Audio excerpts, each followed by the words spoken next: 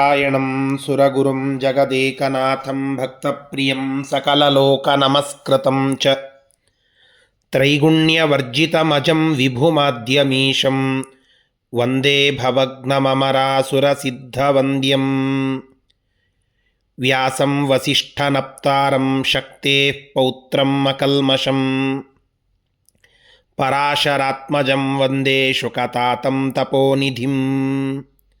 ಶ್ರೀ ಗುರುಭ್ಯೋ ನಮಃ. ಹರಿ ಓಂ.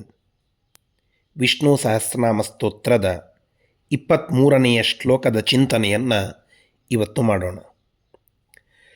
ಗುರುರ್ಗುರುತಮೋ ಧಾಮ ಸತ್ಯಃ ಸತ್ಯಪರಾಕ್ರಮಃ ನಿಮಿಷೋ ನಿಮಿಷಸ್ರಗ್ವೀ ವಾಚಸ್ಪತಿರುದಾರಧೀಃ. ಗುರುಃ ಗುರುತಮಃ ಧಾಮಃ ಸತ್ಯಃ ಸತ್ಯಪರಾಕ್ರಮಃ ನಿಮಿಷಃ ಅನಿಮಿಷಃ ಸ್ರಗ್ವೀ ವಾಚಸ್ಪತಿಃ ಉದಾರಧೀಃ. ಹೀಗೆ ಭಗವಂತನ ಅದ್ಭುತವಾದ ನಾಮಗಳ ಸಂಕೀರ್ತನ ಈ ಶ್ಲೋಕದಲ್ಲಿ ನಾವು ಕಾಣಬಹುದು.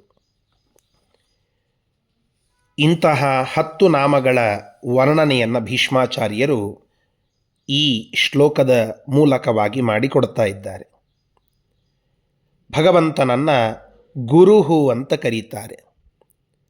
ಘೃಣಾತೀತಿ ಗುರುಹು ಅಂತ ಸತ್ಯಸಂಧತೀರ್ಥ ಶ್ರೀಪಾದಂಗಳವರು ಅರ್ಥವನ್ನು ಹೇಳುತ್ತಾರೆ. ಗುರು ಅನ್ನುವ ಶಬ್ದಕ್ಕೆ ನಾಶವಾಣುವವನು ಅಂತ. ಏನು ನಾಶ? ಒಬ್ಬ ಶಿಷ್ಯನಲ್ಲಿ ಇರುವ ಅಜ್ಞಾನವನ್ನು ನಾಶ ಮಾಡುವವನು ಗುರು ಅಂತ ಅನ್ನಿಸಿಕೊಳ್ಳುತ್ತಾನೆ. ಒಬ್ಬ ಶಿಷ್ಯ ತನ್ನಲ್ಲಿರುವ ಅಂಧಕಾರವನ್ನು ಹೋಗಲಾಡಿಸಿಕೊಳ್ಳುವುದಕ್ಕೆ ಇರುವ ಏಕೈಕ ಅಸ್ತ್ರ ಅದು ಗುರು. ಗೂ ಶಬ್ದಸ್ತ್ವಂಧಕಾರೋ ಎಂ ಋಶ್ಚತನ್ನಾಶಕೋ ಭವೇತ್ ಎಂಬುದಾಗಿ ನಾವು ಒಂದು ಶಾಸ್ತ್ರದ ಮಾತನ್ನು ಕೇಳುತ್ತೇವೆ. ಗೂ ಅನ್ನೋದಕ್ಕೆ ಕತ್ತಲೆ ಅಂತ ಅರ್ಥ. ಅದನ್ನು ನಾಶ ಮಾಡುವವನು ಗುರುಹು. ಘೃಣಾತಿ, ನಮ್ಮ ಅಜ್ಞಾನವನ್ನು ಘೃಣಾತಿ ನಾಶ ಮಾಡುತ್ತಾನೆ ಎಂಬುವ ಅರ್ಥದಲ್ಲಿ ವೇದವ್ಯಾಸ ರೂಪದಿಂದ ಎಲ್ಲ ಗುರುಗಳಲ್ಲಿ ತಾನೇ ನಿಂತು ಗುರುಷು ಸ್ಥಿತ್ವ ತದ್ವಾರ ಜ್ಞಾನೋಪದೇಷ್ಟ್ರೇ. ಆ ಭಗವಂತನೇ ವೇದವ್ಯಾಸ ರೂಪದಿಂದ ಸಕಲ ಗುರುಗಳಲ್ಲಿ ನಿಂತು ಶಾಸ್ತ್ರದ ಜ್ಞಾನದ ಉಪದೇಶವನ್ನು ಮಾಡುವಂತಹದ್ದು. ಭಕ್ತರ, ಶಿಷ್ಯರ, ಸಜ್ಜನರ ಹೃದಯದಲ್ಲಿ ಇರುವ ಅಂಧಕಾರವನ್ನು, ಕತ್ತಲೆಯನ್ನು, ಅಜ್ಞಾನವನ್ನು ಹೋಗಲಾಡಿಸುವಂತಹದ್ದು. ಹೀಗಾಗಿ ಗುರುಹು ಅದು ವೇದವ್ಯಾಸ ದೇವರು, ಪರಮಾತ್ಮ ವಿಷ್ಣು. ಗುರುತಮಃ, ಭಗವಂತ ಗುರುತಮನಾಗಿದ್ದಾನೆ. ಆದ್ದರಿಂದ ಭಗವಂತನನ್ನು ಗುರುತಮಃ ಅಂತ ಕರೀತಾರೆ. ಅಂದರೆ ಏನು? ಅತಿಶಯೇನ ಗುರುಹು. ಗುರು ಅಂದರೆ ಬಹಳ ದೊಡ್ಡದು ಅಂತ. ದೊಡ್ಡದರೊಳಗೇನೆ ಅತ್ಯಂತ ದೊಡ್ಡದು ಅದು ಗುರುತಮ. ಗುರುತರ, ಗುರುತಮ ಅಂತ ಕರೀತೇವೆ. ಸೂಪರ್ಲೇಟಿವ್ ಡಿಗ್ರಿಯೊಳಗೆ ಒಬ್ಬ ವ್ಯಕ್ತಿಯನ್ನು ಹೊಗಳುವಾಗ ಗುರುತಮರು ಅಂತ. ಭಗವಂತನಿಗೆ ಹೋಲಿಕೆಯಾಗುವಂತೆ ಇನ್ನೊಬ್ಬರು ಯಾರೂ ಇಲ್ಲದೆ ಆ ಉಚ್ಚ ಮಟ್ಟದಲ್ಲಿ ಭಗವಂತ ಇದ್ದಾನೆ ಅನ್ನುವುದಕ್ಕಾಗಿ ಗುರುತಮಃ ಅಂತ ಪರಮಾತ್ಮನನ್ನು ಕರೆಯುವುದುಂಟು. ಗುರುಶ್ರೀ ಬ್ರಹ್ಮಣೋ ವಿಷ್ಣು ಸುರಾಣಾಂಚ ಗುರೋರ್ಗುರು ಮೂಲಭೂತ ಗುರುಸ್ಸರ್ವ ಜನಾನಾಂ ಪುರುಷೋತ್ತಮ ಅಂತ ತಾತ್ಪರ್ಯ ನಿರ್ಣಯ ತಿಳಿಸುವಂತೆ ಎಲ್ಲ ದೇವತೆಗಳಿಗೆ, ರಮಾ ಬ್ರಹ್ಮಾದಿ ಎಲ್ಲ ದೇವತೆಗಳಿಗೆ, ಸುರರಿಗೆ, ಗುರುರ್ಗುರುಣಾಂ ಎಲ್ಲ ಗುರುಗಳಿಗೆ ಗುರುವಾಗಿ ಇರುವವನು ಗುರುತಮನಾದ ಪರಮಾತ್ಮ. ಇನ್ನೊಂದರ್ಥ ಗುರು ಅನ್ನೋದಕ್ಕೆ ಬ್ರಹ್ಮದೇವರೇ ಮೊದಲಾದಂತಹ ದೇವತೆಗಳು ಅಂತ. ಅವರಿಗೆ ತಮ್ಯತೆ, ಅಭಿಕಾಂಕ್ಷತೆ, ಅವರಿಂದ ಆಸೆ ಪಡುವವನು, ಅಂದರೆ ಆ ಎಲ್ಲ ಬ್ರಹ್ಮಾದಿ ದೇವತೆಗಳ ಆಕಾಂಕ್ಷೆ ಯಾರೋ, ಯಾರನ್ನು ಮುಟ್ಟಬೇಕು ಅಂತ ಬ್ರಹ್ಮಾದಿ ದೇವತೆಗಳ ಆಕಾಂಕ್ಷೆ ಇದೆಯೋ ಅಂತಹ ಗುರುವಿಹಿ ತಮ್ಯತೆ ಅಭಿಕಾಂಕ್ಷತೆ ಇತಿ ಗುರುತಮಃ ಅಂತ ಒಂದರ್ಥ. ಗುರುಹು ಬೃಹಸ್ಪತಿ, ಎಲ್ಲ ದೇವತೆಗಳ ಗುರುಗಳು ಬೃಹಸ್ಪತ್ಯಾಚಾರ್ಯರು. ಅವರಿಗೆ ತ ಮ ತಾ ಅಂದರೆ ಅವರ ಬೃಹಸ್ಪತ್ಯಾಚಾರ್ಯರ ವಿಸ್ತೃತವಾದ ಮಾ ಜ್ಞಾನ ಯಸ್ಮಾತ್ ಯಾರಿಂದಲೋ ಅಂತಹ ಗುರುತಮ ವಿಷ್ಣು. ಬೃಹಸ್ಪತ್ಯಾಚಾರ್ಯರಿಗೆ ಗುರುತ್ವವನ್ನು ಕೊಟ್ಟು ಇಡೀ ಎಲ್ಲ ಸುರ ಸಮುದಾಯಕ್ಕೆ ಗುರು ಪದವಿಯನ್ನು ಪಡೆಯುವಂತೆ ಮಾಡಿ ಅವರಿಗೆ ಜ್ಞಾನವನ್ನು ಕೊಟ್ಟದ್ದು ಪರಮಾತ್ಮ. ಆದ್ದರಿಂದ ಗುರುತಮಃ ಅದು ಪರಮಾತ್ಮ. ಧಾಮ, ಪರಮಾತ್ಮನನ್ನು ಧಾಮಃ ಅಂತ ಕರೀತಾರೆ. ತೇಜೋರೂಪನಾಗಿ ಇದ್ದಾನೆ ಪರಮಾತ್ಮ, ಆದ್ದರಿಂದ ಭಗವಂತನನ್ನು ಧಾಮಃ ಅಂತ ಕರೀತಾರೆ. ಸತ್ಯ, ಭಗವಂತ ಸದ್ಭಾವಂ ಯಾಪಯೇತ್ ಯಸ್ಮಾತ್ ಸತ್ಯಂ ತತ್ತೇನ ಕಥ್ಯತೆ ಅಂತ. ನಮಗೆ ಒಂದು ಸತ್ತ ಅಂದರೆ ನಾವು ಜಗತ್ತಿನಲ್ಲಿ ಇದ್ದೇವೆ ಅನ್ನುವ ಭಾವನೆ ಅದು ನಮಗೆ ಬರುವಂತೆ ಮಾಡುವವನು ಭಗವಂತ, ಜಗತ್ತಿನ ಸ್ರಷ್ಟ, ಜಗತ್ತಿನ ಸೃಷ್ಟಿಯನ್ನು ಮಾಡುವ ಆತ, ಸೃಷ್ಟಿಕರ್ತ. ಆದ್ದರಿಂದ ಭಗವಂತನನ್ನು ಸತ್ಯ, ಸದ್ಭಾವಂ ಯಾಪಯೇತ್, ಜಗತ್ಸೃಷ್ಟ. ಇನ್ನೊಂದು ಸತ್ಯ ಅನ್ನೋದಕ್ಕೆ ಗತಿದಾತ ಅಂತ ಅನುವ್ಯಾಖ್ಯಾನ ನಮಗೆ ಅರ್ಥವನ್ನು ತಿಳಿಸಿಕೊಡುತ್ತದೆ. ಗತಿದಾತ, ನಾವು ಯಾವುದೋ ಒಂದು ಪದವಿಯೊಳಗೆ ಇದ್ದು ಯಾವುದೋ ಒಂದು ಗತಿಯನ್ನು ಪಡಿತೇವೆ ಅಂತಂದರೆ ಆ ಪದವಿ, ಆ ಗತಿ, ಅದಕ್ಕೆ ಕಾರಣ, ಅದರ ದಾತೃ ಸತ್ಯನಾಮಕನಾದ ಪರಮಾತ್ಮ. ಆದ್ದರಿಂದ ಭಗವಂತನನ್ನು ಸತ್ಯ ಅಂತ ಕರೆಯೋದುಂಟು. ಯತ್ ಸತಾಂ ಹಿತಂ ಅತ್ಯಂತಂ ತತ್ ಸತ್ಯಂ ಅಂತ ಒಂದು ಮಾತು. ಸಜ್ಜನರಿಗೆ ಹಿತರೂಪವಾಗುವಂತಹದ್ದು ಅಂತ ಯಾವುದಿದೆಯೋ ಅದೇ ಸತ್ಯ ಅಂತ ಹೇಳಿ. ಸತ್ಯ ಅನ್ನೋದಕ್ಕೆ ಸಜ್ಜನರ ಹಿತ ಅಂತ. ಸಜ್ಜನರ ಪಾಲಿಗೆ ಹಿತರೂಪವಾದದ್ದು, ಸುಖರೂಪವಾದದ್ದು ಅದು ಭಗವಂತನ ಸ್ವರೂಪ. ಆದ್ದರಿಂದ ಸತ್ಯ ಅಂತನ್ನೋದಕ್ಕೆ ಪರಮಾತ್ಮ ಅನ್ನುವ ಅರ್ಥವನ್ನು ನಾವು ತಿಳಿದುಕೊಳ್ಳುತ್ತೇವೆ. ಹೀಗೆ ಅನೇಕ ಅರ್ಥಗಳನ್ನು ಸತ್ಯ ಅನ್ನೋದಕ್ಕೆ ನಾವು ತಿಳಿದುಕೊಳ್ಳಬಹುದು. ಸತ್ವಂ ಜೀವನಂ ವಿಶರಣಂ ವಾ ಭೂತಾನಾಂ ಯಾಪಯತಿ ಇತಿ ಸತ್ಯಂ ಇತ್ಯುಕ್ತಂ. ಸಜ್ಜನರ ಪಾಲಿಗೆ ಎಲ್ಲವನ್ನ ಕರುಣಿಸುವವನು, ಏನೆಲ್ಲ ಬೇಕು ಸಂಪತ್ತು ಅದೆಲ್ಲವನ್ನು ಯಾಪಯತಿ ತಂದುಕೊಡುವವನು. ಆದ್ದರಿಂದ ಸತ್ಯ ಅಂತಂದರೆ ಅದು ಪರಮಾತ್ಮ ಅಂತ. ಸತ್ಯಂ ಪರಂ ಧೀಮಹಿ ಅಂತ ಭಾಗವತ ಹೇಳುವಂತಹದ್ದು. ಆ ಭಾಗವತದ ಅರ್ಥವನ್ನು ತಿಳಿಸುವಾಗ ಸತ್ಯ ಅನ್ನೋದಕ್ಕೆ ನಿರ್ದುಃಖ ನಿತ್ಯ ನಿರತಿಶಯ ಆನಂದ ಅನುಭವ ರೂಪಂ ಸತ್ಯಂ ಅಂತ ಶ್ರೀಮಧ್ವಾಚಾರ್ಯರು ಅರ್ಥವನ್ನು ತಿಳಿಸ್ತಾರೆ.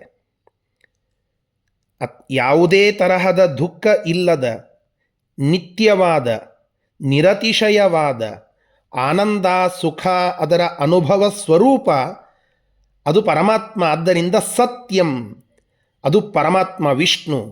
ಸತ್ಯನಾದ ಸರ್ವೋತ್ತಮನಾದ ಪರಮಾತ್ಮನನ್ನು ಧ್ಯಾನಿಸುತ್ತೇನೆ ಎಂಬುವ ಅರ್ಥದಲ್ಲಿ ಸತ್ಯಂ ಪರಂ ಧೀಮಹಿ ಅಂತ ಆ ಶ್ಲೋಕ, ಭಾಗವತದ ಮೊಟ್ಟ ಮೊದಲ ಶ್ಲೋಕ ನಮಗೆ ಹೇಳುವಂತಹದ್ದು. ಹೀಗೆ ಈ ಎಲ್ಲ ಕಾರಣಗಳಿಂದಾಗಿ ಸತ್ಯ ಅನ್ನೋದಕ್ಕೆ ಭಗವಂತ ಅನ್ನುವ ಅರ್ಥ ನಾವಿಲ್ಲಿ ತಿಳಿದುಕೊಳ್ಳಬೇಕು.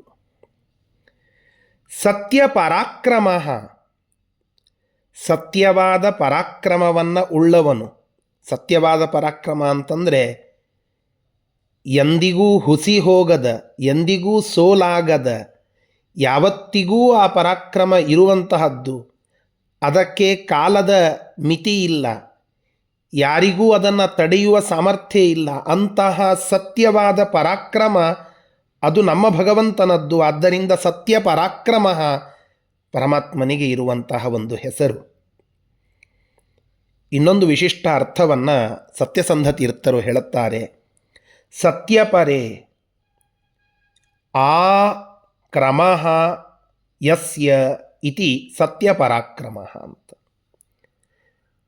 ಸತ್ಯವಚನವನ್ನು ಮಾತನಾಡಿದ ಬಲಿಚಕ್ರವರ್ತಿಯೇ ಮುಂತಾದಂತಹ ರಾಜರುಗಳ, ಮುಖ್ಯವಾಗಿ ಇಲ್ಲಿ ಬಲಿಚಕ್ರವರ್ತಿಯ ಉದಾಹರಣೆಯನ್ನು ತೆಗೆದುಕೊಂಡರೆ, ಸತ್ಯಪರನಾದ ಬಲಿಚಕ್ರವರ್ತಿಯ ತಲೆಯ ಮೇಲೆ ಆ ಸಮ್ಯಕ್ ಚೆನ್ನಾಗಿ ಕ್ರಮ ಅಂತಂದರೆ ಪಾದವನ್ನು ಇರಿಸೋದು. ಸತ್ಯವನ್ನು ಮಾತನಾಡಿದ ಬಲಿಚಕ್ರವರ್ತಿಯ ತಲೆಯ ಮೇಲೆ ಚೆನ್ನಾಗಿ ತನ್ನ ಪಾದವನ್ನು ಮೂಡಿಸಿ ಒಳ್ಳೆ ಗತಿಯನ್ನು ಕೊಟ್ಟು ಅವನಿಗೆ ಶ್ರೇಯಸ್ಸನ್ನು ನೀಡಿದಂತಹ ಬಲಿಚಕ್ರವರ್ತಿಯನ್ನು ಉದ್ಧರಿಸಿದ ಪರಮಾತ್ಮ ಸತ್ಯ ಪರಾಕ್ರಮ ಅಂತ. ಸತ್ಯಪರರ ತಲೆಯ ಮೇಲೆ ಆಕ್ರಮ ಚೆನ್ನಾಗಿ ತನ್ನ ಪಾದವನ್ನು ಇರಿಸಿದವನು ಭಗವಂತ. ಆದ್ದರಿಂದ ಸತ್ಯ ಪರಾಕ್ರಮ. ಸತ್ಯ ಅನ್ನೋದಕ್ಕೆ ವಾಯು, ಬ್ರಹ್ಮ, ಸೂರ್ಯ ಈ ಎಲ್ಲ ದೇವತೆಗಳು ಅಂತ ಐತರೇಯ ಉಪನಿಷತ್ತು ನಮಗೆ ತಿಳಿಸಿಕೊಡುತ್ತದೆ. ಆ ನಿಟ್ಟಿನಲ್ಲಿ ನೋಡಿದಾಗ ಸತ್ಯರಾದ ಎಲ್ಲ ದೇವತೆಗಳ ಪರಾಕ್ರಮ, ಅವರೇನೇನು ಶಕ್ತಿಯನ್ನು ಹೊಂದಿದ್ದಾರೋ ಅವರೆಲ್ಲ ಪರಾಕ್ರಮಕ್ಕೆ ಕಾರಣ ಅದು ವಿಷ್ಣು. ಆದ್ದರಿಂದ ಸತ್ಯ ಪರಾಕ್ರಮ ದೇವತೆಗಳ ಕಾರ್ಯಗಳಿಗೆ ಮುಖ್ಯ ಕಾರಣ ಅನ್ನುವ ಒಂದು ಅರ್ಥ. ನಿಮಿಷಃ,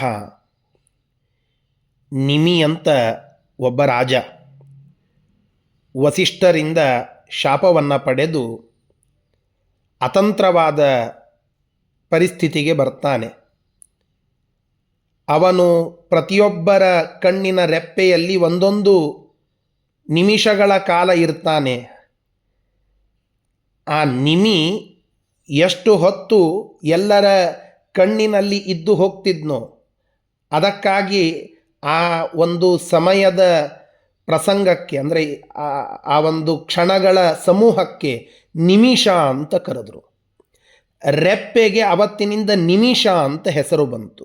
ಹೀಗೆ ಆ ನಿಮಿ ಎಂಬುವ ರಾಜ ವಸಿಷ್ಠರ ಶಾಪವನ್ನು ಪಡೆದು ಮುಂದೆ ಅನೇಕ ಜೀವರ ಕಣ್ಣುಗಳಲ್ಲಿ, ಅವರ ರೆಪ್ಪೆಗಳಲ್ಲಿ ನಿಮಿಷ ಕಾಲ ಇರ್ತಿದ್ದ. ಹೀಗಾಗಿ ಆ ನಿಮಿ ಪ್ರಸಿದ್ಧ. ಇವನ ಮಗನಿಂದ ಮುಂದುವರೆದದ್ದೇ ಮಿಥಿಲಾ ಪಟ್ಟಣ, ಆ ಮಿಥಿಲಾ ರಾಜ್ಯ. ಅಲ್ಲಿಯೇ ಮುಂದೆ ಸೀತಾದೇವಿ ಹುಟ್ಟಿ ಬರ್ತಾಳೆ ಅಂತ ನಾವು ಕೇಳುತ್ತೇವೆ. ಇಂತಹ ನಿಮಿ ಆ ರಾಜ ಆ ವಸಿಷ್ಠರ ಶಾಪದಿಂದ ಮುಂದೆ ವಿಮೋಚನೆಗೊಳ್ಳುತ್ತಾನೆ.